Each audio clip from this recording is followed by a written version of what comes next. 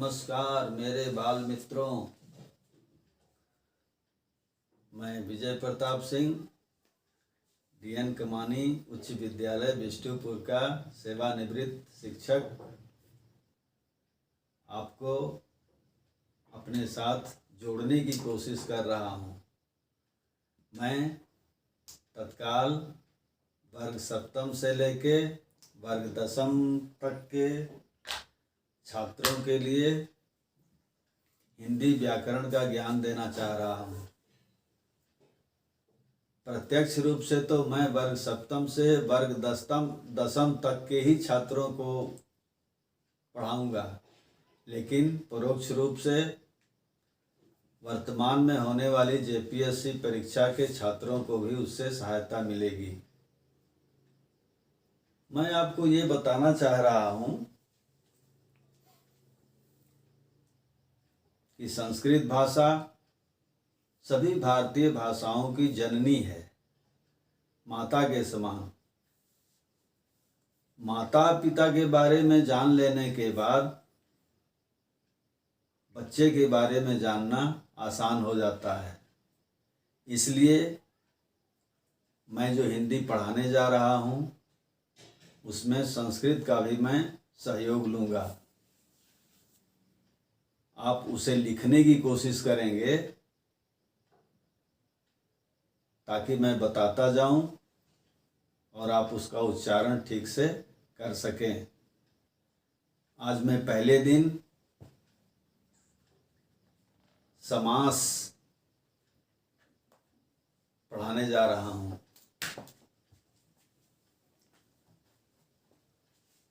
ये देखिए,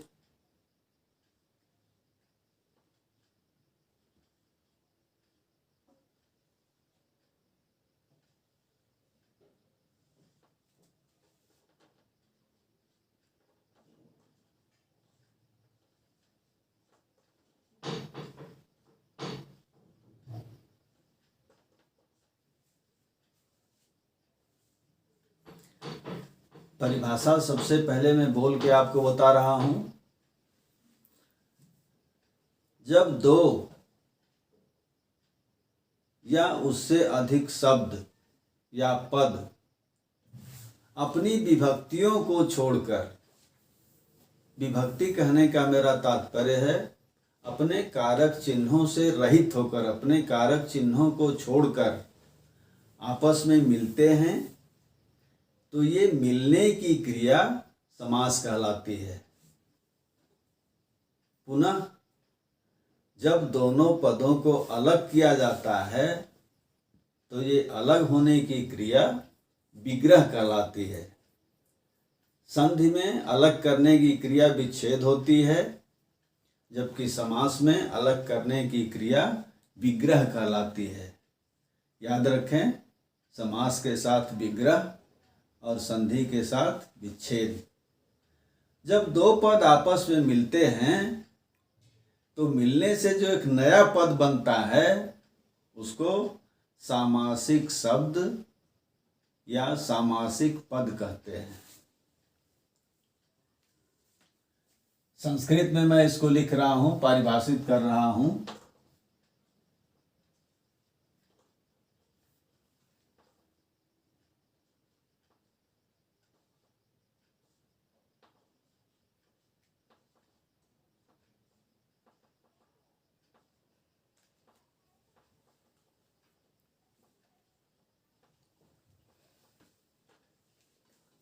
आसान हो जाएगा यदि आप इसके अर्थ को ठीक से समझेंगे।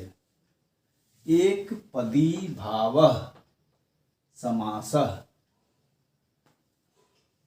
एक का मतलब एक, पदी का मतलब पद, भावः, भावः माने हो जाना, भू धातु से बना हुआ है भावः।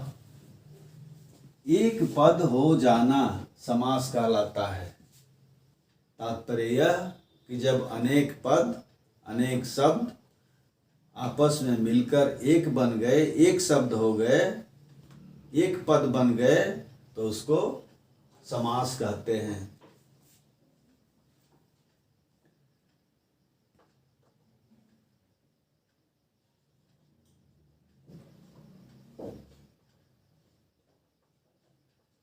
जुड़े हुए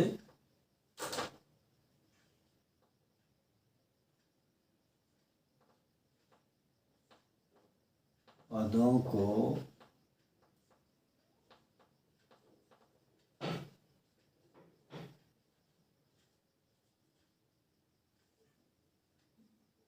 सामासिक पद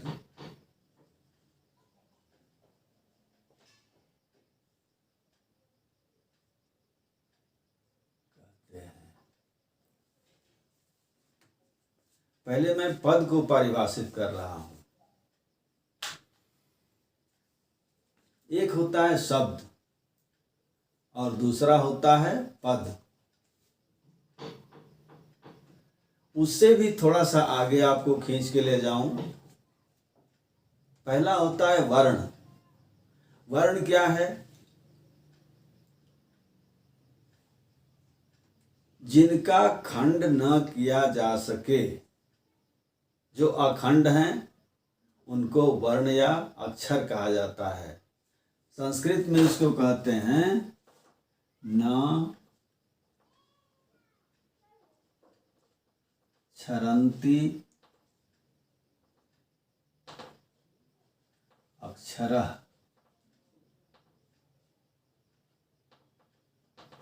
न क्षरन्ति अक्षरः माने जिसका नाश न हो, जिसके और टुकड़े न किए जा सकें, उनको हम अक्षर कहते हैं। इसको हम वर्ण भी कह लेते हैं। वर्ण अगर अकेले है तो वर्ण है। कुछ वर्ण मिलकर के शब्दों का निर्माण कर देते हैं। जैसे अलग अलग वर्ण है क, ल, म।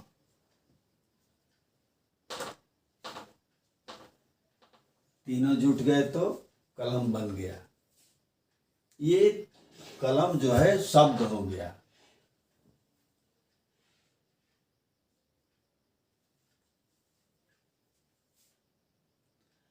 यही शब्द जब किसी वाक्य में प्रयुक्त होते हैं तो उनको पद कहा जाता है। फिर से देखें, वर्ण जो अलग होते हैं वे वर्ण कहलाते हैं। जब कई वर्ण आपस में मिल जाते हैं तो उन्हें शब्द कहते हैं। और जब शब्द किसी वाक्य में प्रयुक्त हो जाते हैं तो उनको पद कहते हैं। समास में दो पद होते हैं। जैसे मान लीजिए रात और दिन, दो पद हो गए। एक पद रात हुआ और दूसरा पद दिन हुआ। जो पहला पद होता है उसको पूर्व पद कहते हैं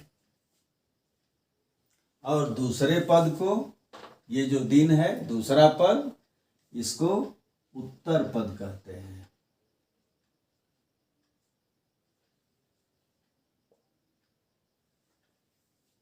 इन दोनों की जानकारी आवश्यक है, पूर्व पद और उत्तर पद। अब मैं आपको समास के भेदों के बारे में जानकारी दे रहा हूं।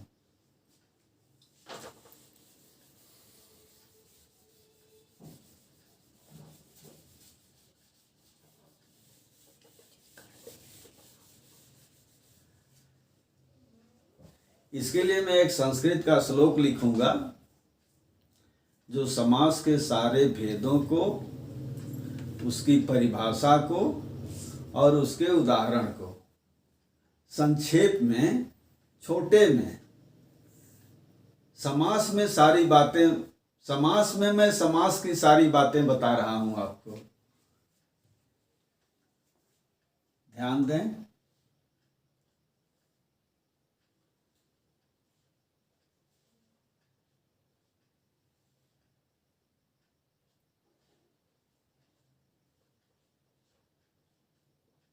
द्वंद्व द्विगुरपि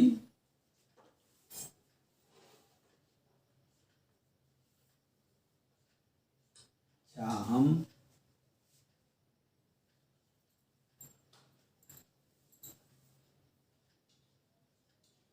मद्गेहे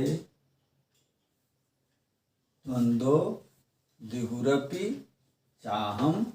ये खंडाकार अ है, संस्कृत में च और अहम को जोड़ दिया तो चाहम। मद्गेहे नित्यम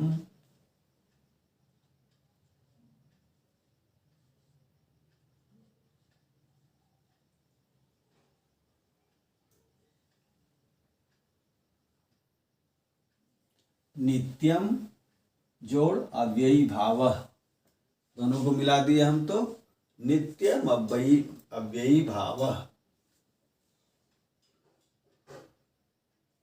ध्यान दें, द्वंद्व द्विगुरपि, समास के भेद भी होते चल रहे हैं साथ साथ। द्वंद्व समास पहला, द्विगु समास दूसरा, अव्ययी भाव समास तीसरा।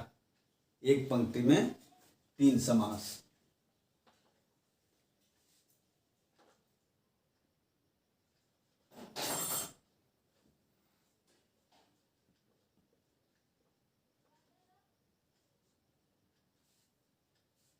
कर्मधाराय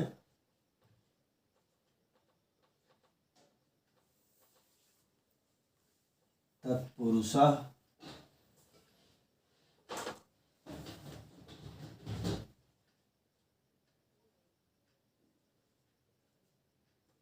ये नाहम, ये खंडाकार आ है, येन जोड़ अहम, ये नाहम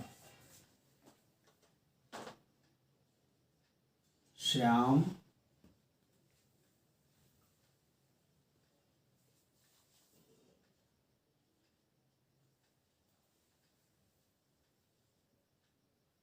बहुव्रीहि।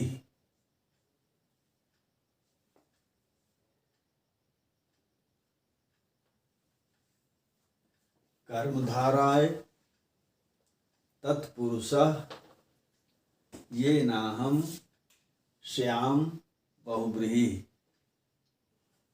ये 1 2 3 4 5 और 6।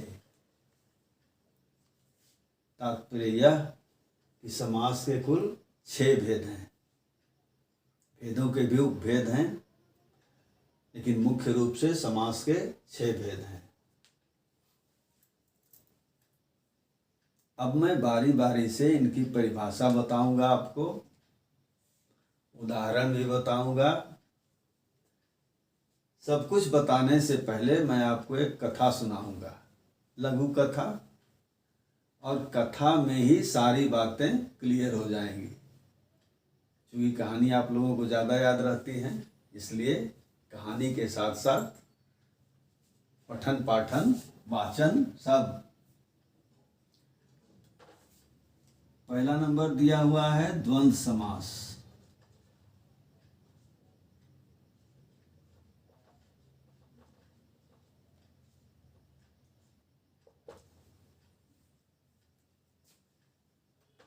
संस्कृत में, संस्कृत साक्षर में इसका एक ठो सूत्र लिखा हुआ है,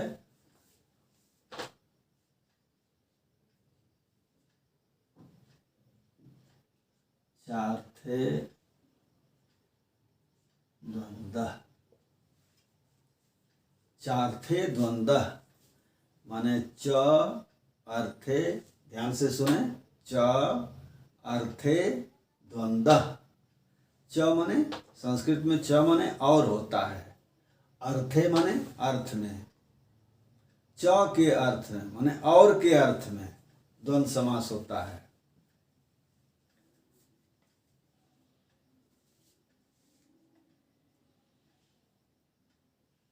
जब दो सामासिक शब्दों के बीच में और का अर्थ लुप्त होता है या और शब्द लुप्त होता है, उसका लोप दिखाई देता है, तो वहाँ द्वंद्व समास होता है। जैसे माता पिता, इस चिन्ह को हिंदी में लोप चिन्ह कहा जाता है। ये चिन्ह जहाँ लगा हुआ है, समझ जाइए कि वहाँ से एक शब्द लुप्त है, छिपा हुआ है, गुप्त है। इसका हम विग्रह करेंगे तो क्या होगा? माता और पिता। इसको ऐसे कर देंगे, माता और पिता। ये सामासिक शब्द हो गया, माता पिता। इसका हम विग्रह कर दिए तो ये माता और पिता हो गया। कहानी पर ध्यान दें। एक पंडित जी थे, बहुत गरीब, निहायत गरीब थे।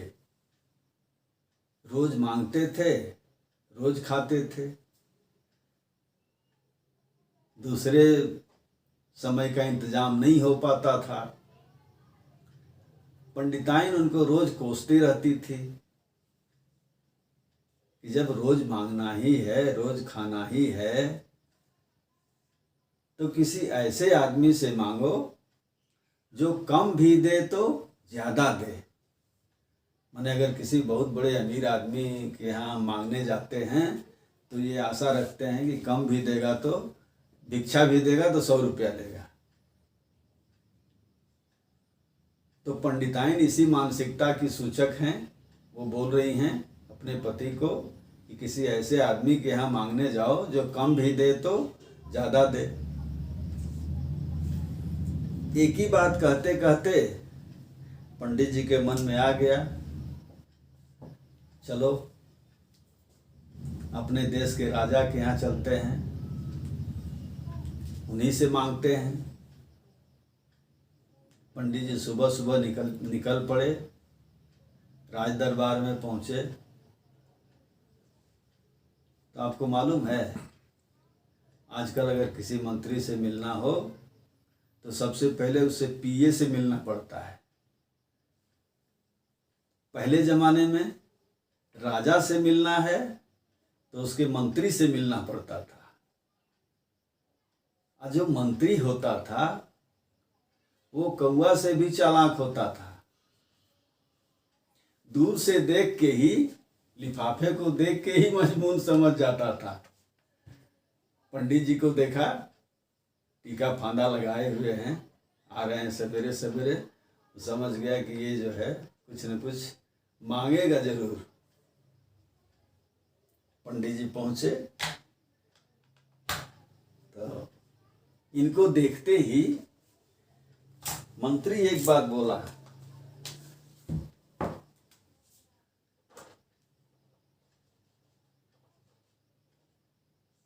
कवे समासे वद।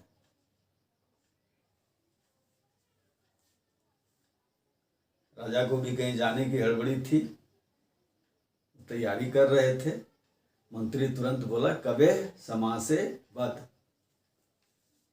कवे का मतलब यहाँ कवि, ये कविता करने वाला नहीं। उस समय विद्वान ब्राह्मण जो होता था उसको कवि कहा जाता था। तो कवे, हे कवि, समासे। समासे का मतलब क्या हुआ? थोड़े में। वद मने बोलो या कहो। हे कवि, तुमको जो भी कहना है थोड़े में कहो, क्योंकि हम जल्दी में हैं। तो पंडित जी तो गए थे किसी और काम से, वहां जाके उनको कुछ और काम करना पड़ रहा है। पंडित जी झटपट अपना क्या किए, ये वाला श्लोक बोल दिए। वहां तो उनको अपनी बात भी कहनी थी, कुछ राजा से मांगना भी था, लेकिन अब पंडित जी को क्या करना पड़ रहा, वहां जाके मंत्री को समास पढ़ाना पड़ रहा। पंडित जी उल्टा समझ गए कि समासे बद्ध जो बोला, इसका मतलब ये हुआ कि ये मंत्री मुझसे समास के बारे में पूछ रहा है। तो पंडित जी बोले द्वंद्व। सबसे पहली बात क्या बोले, द्वंद्व। द्वंद्व का मतलब होता है जोड़ा, पेयर। मेरे कहने का मतलब कि जो द्वंद्व समास होता है वो जोड़े में चलता है। देखने में लगता है कि सब विपरीतार्थक शब्द हैं, लेकिन ये जोड़े में चलता है। जैसे माता पिता, भाई बहन, दिन रात, पति पत्नी। तो पंडित जी पहली बात क्या बता दिए, वो जोड़े में है, माने उनके घर में दो ही आदमी हैं, पति और पत्नी। दूसरी बात पंडित जी क्या बताए,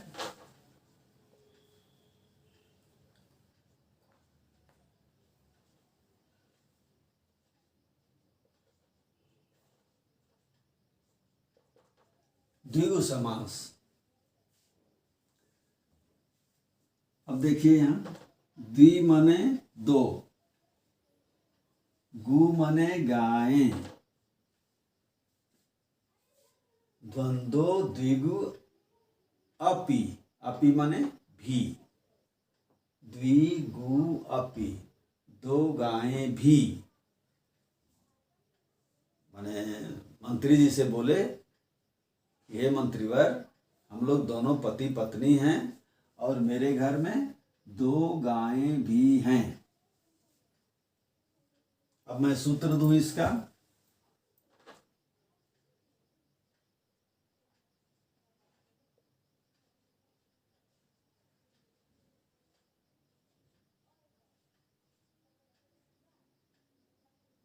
संख्या पूर्वो द्विगु।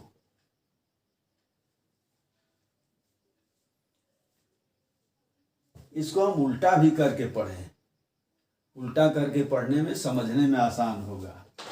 इसको हम यहाँ कर देते हैं और इसको यहाँ कर देते हैं। माने पूर्व संख्या द्विगु, पूर्व माने पहले, संख्या माने संख्या। जहाँ पहले संख्या होता है, माने पहले यहाँ कहने का मेरा मतलब पूर्व पद। दो पद मैंने बताए थे, पहला पद पूर्व पद और दूसरा पद उत्तर पद। तो पूर्व पद जहाँ संख्या वाचक हो, वाचक माने बताने वाला, संख्या बताने वाला, वहां द्विगु समास होता है। जैसे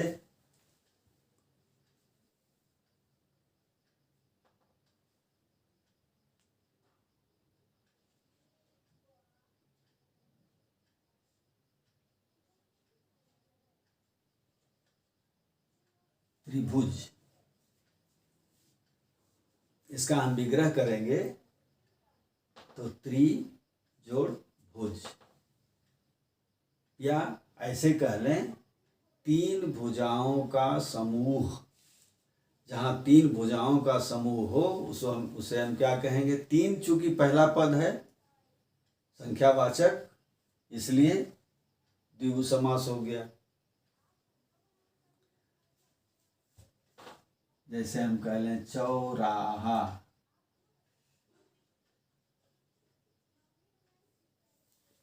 माने चार रास्तों का समूह, या चार रास्तों का जो मिलन बिंदु है, चारों तरफ से रास्ते आके मिल रहे हैं, जो मिलन बिंदु है उसको हम चौराहा कहेंगे। जैसे पंचवटी हो गया, पांच बरगदों का समूह, इसको समाहार द्विगु भी कह लेते हैं। लेकिन मेरे बताने का मुख्य तात्पर्य है कि इसका पहला पद संख्यावाचक होना चाहिए। संख्यावाचक रहेगा तो द्विगु समास हो जाएगा। तो पंडित जी दूसरी बात बता दिए कि उनके पास 2 गायें भी हैं। च अहम और मैं, च मने और, अहम मने मैं और मैं। मत गेहे, मत का मतलब मेरे, गेहे मने घर में, और मेरे घर में। नित्यम, ये रहा नित्यम। अव्ययी भाव, नित्य का मतलब हमेशा। अव्ययी भाव माने धन का अभाव रहता है, हमेशा धन का अभाव रहता है। अपनी बात भी कह रहे हैं और समास भी बता रहे हैं। और मेरे घर में हमेशा धन का अभाव रहता है।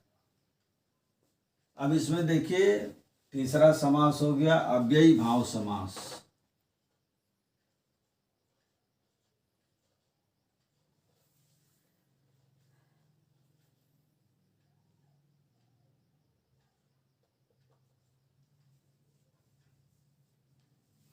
अव्यय का मतलब अव्यय, संज्ञा, सर्वनाम, विशेषण, क्रिया, अव्यय माने जिसका पूर्व पद अव्यय हो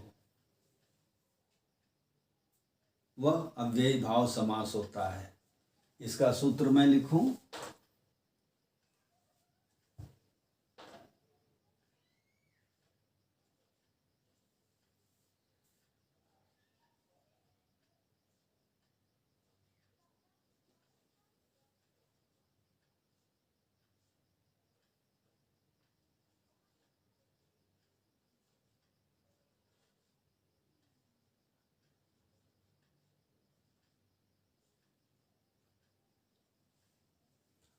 पूर्व पद प्रधान अव्ययी भाव, जिसका पहला पद प्रधान हो वह अव्ययी भाव समास है। इसका पूरक सूत्र एक ठो है,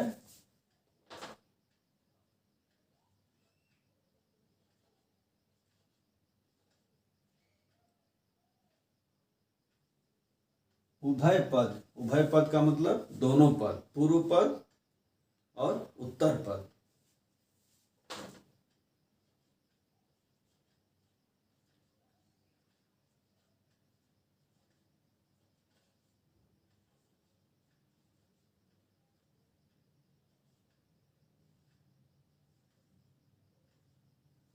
उभय पद प्रधान अव्ययी भाव, प्रधानो अव्ययी भाव लिखा है, ये खंडाकार अ, ये अ माना जाएगा।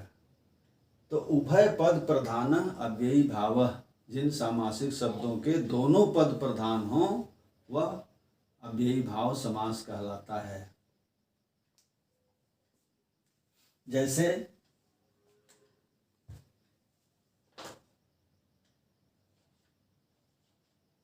यथा, जोड़, शक्ति बराबर यथाशक्ति। यथा माने जैसी, शक्ति जैसी शक्ति वैसी भक्ति। शक्ति के अनुसार माने अपनी शक्ति के अनुसार जब हम कोई काम करते हैं तो उसे हम क्या कहेंगे, यथाशक्ति। तो यथा क्या है, अव्यय शब्द है, इसलिए कौन सा समास हुआ, अव्ययी भाव समास हुआ। अब ये थे देखिए चौथा समास दिया हुआ है कर्मधारय समास। पांचवा दिया हुआ है तत्पुरुष समास। पांचवें को हम चौथा बना रहे हैं और चौथे को पांचवा बना रहे हैं। ये चौथा हो गया और ये इधर आ गया, पांचवा बन गया। पंडित जी बता रहे हैं कि हम लोग 2 हैं और मेरे घर में 2 गायें भी हैं और मेरे घर में हमेशा धन का अभाव रहता है। तत्पुरुषः, तत् माने है, पुरुष श्रेष्ठ, राजा के मंत्री से बात कर रहे हैं, तो हे पुरुष श्रेष्ठ। इसमें दो पद हो गए, हे पुरुष। बल किस पर दिया जा रहा? पुरुष पर। हे केवल उसको आकर्षित अपने तरफ मुखातिब करने के लिए प्रयोग किया गया। इसका मतलब दूसरा पद प्रधान हुआ। चौथा,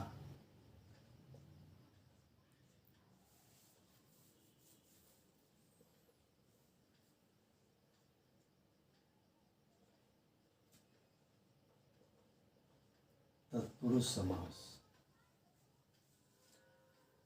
जिन सामासिक शब्दों में दूसरे पद की प्रधानता हो, माने उत्तर पद प्रधान हो, यहां मैं सूत्र लिखूं, उत्तर पद प्रधानस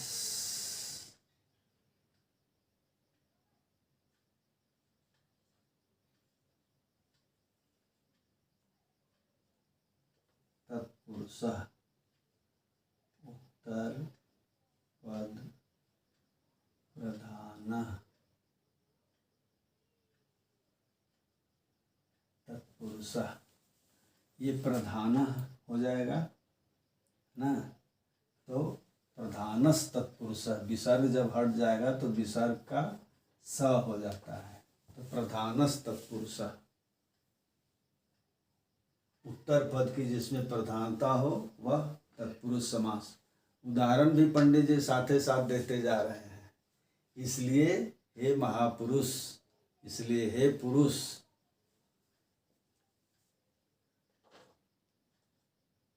पांचवा देखिए, कर्मधारय।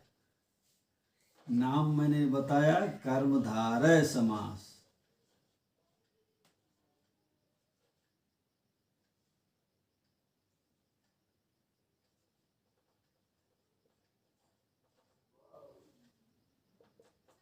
लेकिन मैंने लिखा है कर्मधाराय। कर्मधारय मैंने नहीं लिखा है। कर्मधाराय का मतलब कर्म धारण कराइए। इसलिए हे महापुरुष, कर्म धारण कराइए। कर्म धारण कराइए का मतलब काम बताइए, कोई काम बताइए, ऐसा काम बताइए। जहाँ ऐसे वैसे की बात हो उसमें एक पद विशेषण होगा और दूसरा पद विशेष्य होगा। अब मैं आपको विशेषण और विशेष्य के बारे में बता दूं।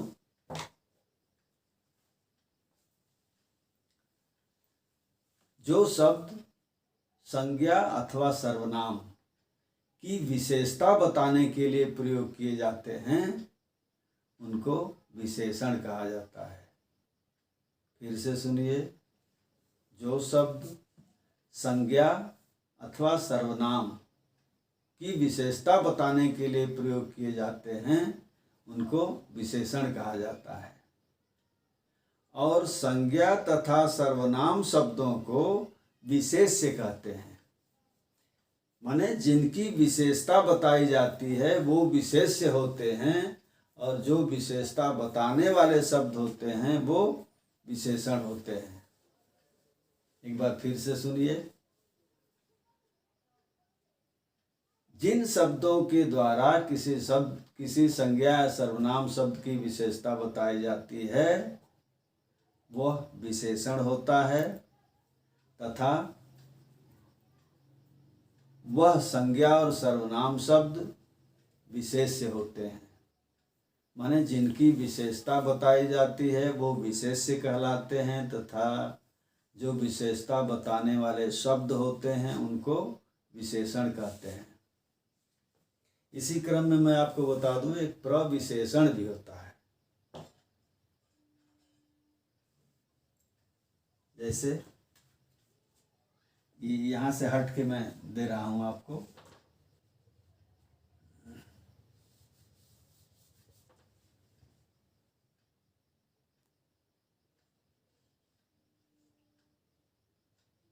नील कमल। नील का मतलब नीले रंग का कमल। कमल की विशेषता बता रहा है कि वो नीले रंग का है। तात्पर्य यह कि ये कमल क्या है? संज्ञा है। तो संज्ञा की ये विशेषता बता रहा है, तो ये विशेषण हुआ। और दूसरा पद क्या है? संज्ञा है या सर्वनाम होता तो ये क्या हो जाता? विशेष्य हो जाता। तो एक पद विशेषण और दूसरा पद विशेष्य। अब मैं आपको बता रहा था प्रविशेषण के बारे में। जो शब्द विशेषण की भी विशेषता बतावे उसको हम प्रविशेषण कहते हैं। जैसे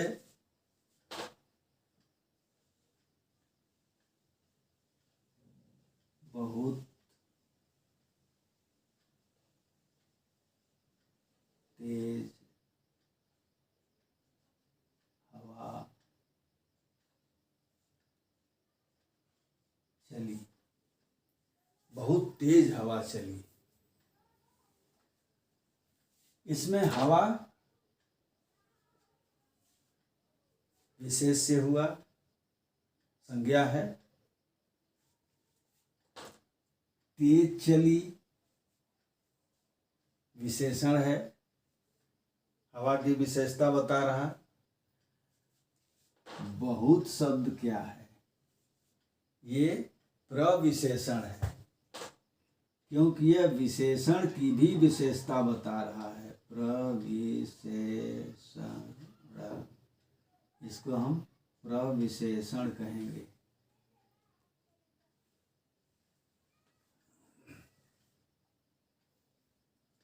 मैं फिर अपने जहाँ से चला था वहाँ लौट के आया। इसलिए हे महापुरुष, कोई ऐसा कर्म धारण कराइए।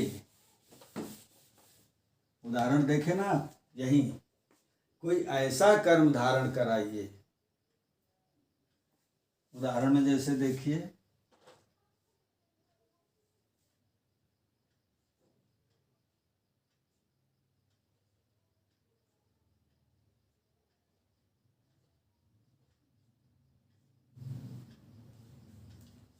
राजपुत्र,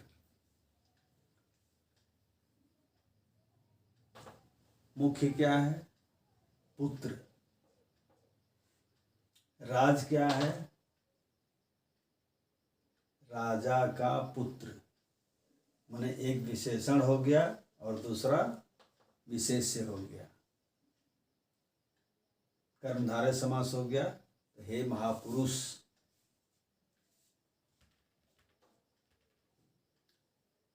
कोई ऐसा कर्म धारण कराइए। ये ना हम, ये न माने जिससे, अहम माने मैं। ये ना हम माने जिससे मैं। श्याम माने हो जाऊं।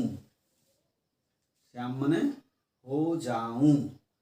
ये ना हम श्याम, जिससे मैं हो जाऊं। बहुव्रीहि, छठवां समास क्या बता दिए?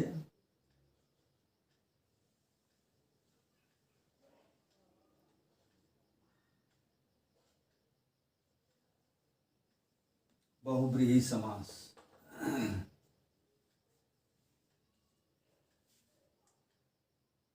इसका मैं सूत्र लिखूं।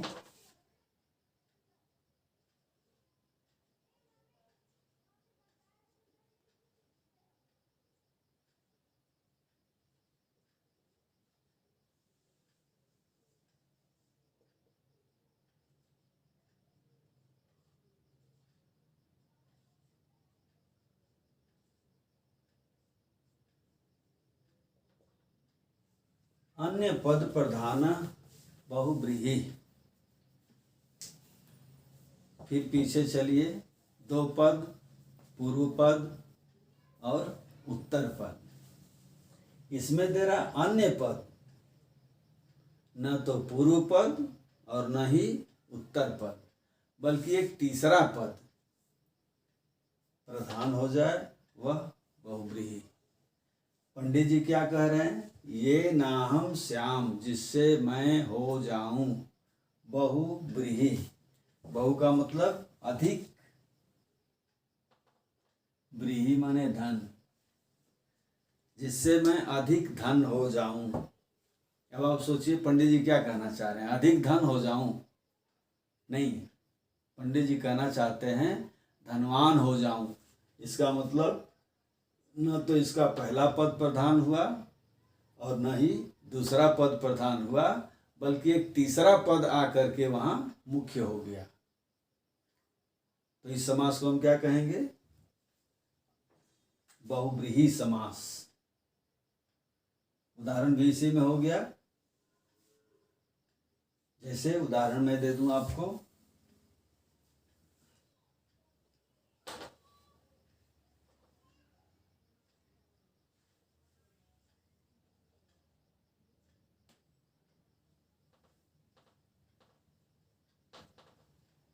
लंबोदर।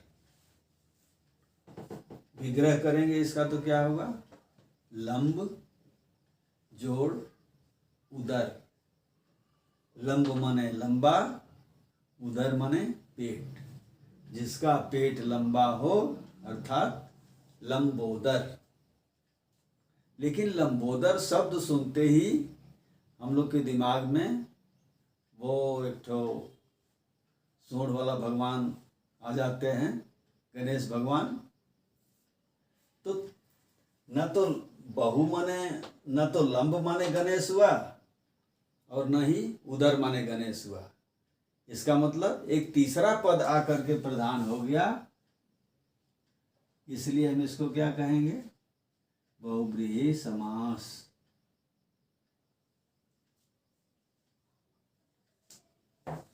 जैसे दशानन, 10 हैं आनंद जिसके। अगर इस तरह से विग्रह करते हैं कि 10 हैं आनंद जिसके, 10 माने 10, आनंद माने मुंह, अर्थात तुरंत रावण का ध्यान आता है कि उसी के पास 10 मुख थे, तो रावण प्रधान हो गया। अब देखो, हमको लगता है कि विग्रह करने से भी कुछ बात बनती बिगड़ती है। जैसे विग्रह में कर दूं 10 जोड़ आनंद, तो पूर्व पद संख्यावाचक हो गया ना? संख्या पूर्वो द्विगु। पहला पद अगर संख्यावाचक हो गया तो द्विगु हो गया। लेकिन अगर ऐसे हम इसका विग्रह करें कि 10 हैं मुख जिसके, अर्थात रावण, तो कौन सा समास हो गया? बहुव्रीहि समास हो गया।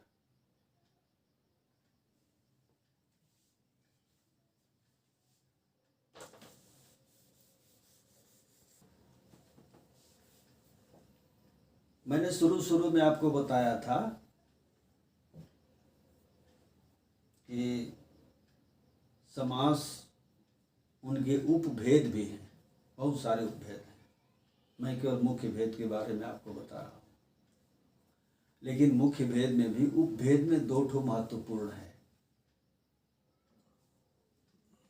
एक है न या,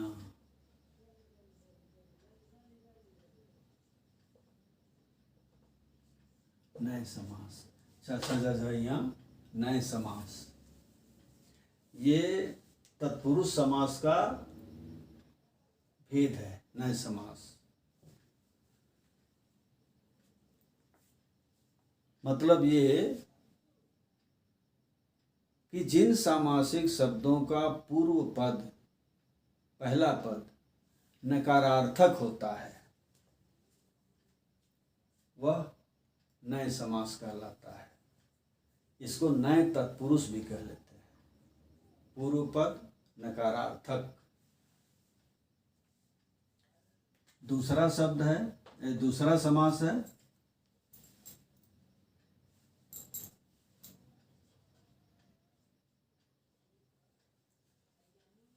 अलुक समास, ये भी तत्पुरुष समास का ही भेद है। मैं फिर आपको पीछे ले चल रहा हूं। मैंने कहा था कि जब दो या उससे अधिक पद अपनी विभक्तियों को, विभक्ति कहने का मेरा मतलब अपने कारक चिन्हों को छोड़ करके आपस में मिलते हैं तो समास कहलाता है। लेकिन ये अलग अलुक समास जो है, इसमें क्या होता है, अलुक तत्पुरुष,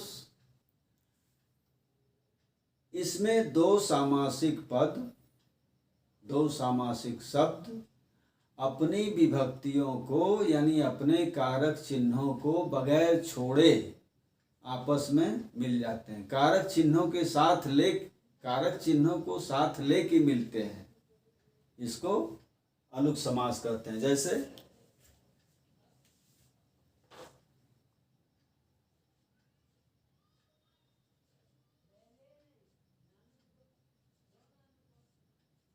युधिष्ठिर, एक युधिष्ठिर शब्द है। युधि जो है युद्ध शब्द के सप्तमी विभक्ति के एक वचन का रूप है। सप्तमी विभक्ति का मतलब अधिकरण कारक, उसका चिन्ह क्या होता है, में पर। अगले क्लास में मैं आपको कारक चिन्हों के बारे में बताऊंगा, कारक के बारे में। तो युद्ध में स्थिर मिला हुआ है तो युद्ध में स्थिर, अगर इसको हम विग्रह कर दें तो युद्ध में स्थिर।